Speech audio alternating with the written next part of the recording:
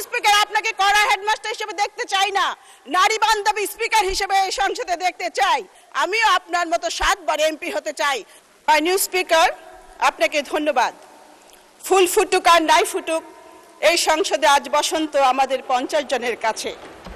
প্রত্যেক রাজনীতিবিদের জীবনে স্বপ্ন থাকে এই মহান সংসদে আসবার।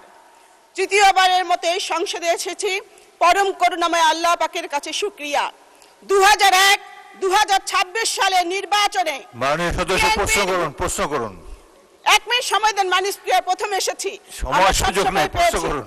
মাননীয় স্পিকার, 2001-2026 সালে নির্বাচনে মাননীয় সদস্য 1 মিনিট, মাননীয় সদস্য 1 মিনিটে শেষ করুন। না, স্পিকার যখন বলে প্লিজ কিপ কোয়াইট। শুনুন, আপনি প্রারম্ভিক বক্তব্য একটা তো শুভেচ্ছা দিয়েছেন, এরা বেশি আর সুযোগ নেই, আমাদেরকে কার্যপ্রণালী বিধি মেনে চলতে হবে। একটি প্রশ্ন করুন প্লিজ। মাননীয় স্পিকার, আপনাকে কড়া হেডমাস্টার হিসেবে দেখতে চাই না, নারী বান্ধবী স্পিকার হিসেবে এই সংসদে দেখতে চাই।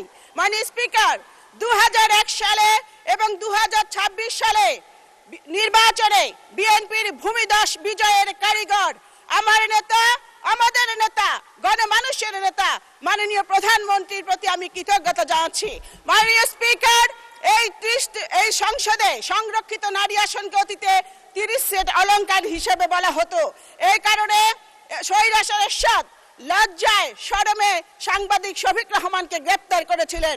আমি আপনাকে বলতে চাই, আমরা যে 50 জন এই সংসদে এসেছি, আপনি যদি আমাদের কথা বলার সুযোগ দেন তাহলে আমরা 50 সেট অলংকার নয়, 50 সেট নারী জাতির অহংকার হিসেবে নিজেদের পরিচিত করব।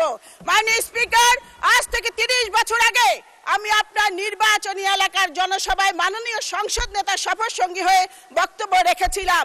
আমি আপনার আকাশচুম্বী জনপ্রিয়তা দেখেছি। আপনি 7 বার এমপি হয়েছেন, আমিও আপনার মতো 7 বার এমপি হতে চাই। এই কারণে এই সংসদে কথা বলার সুযোগ চাই। মাননীয় স্পিকার,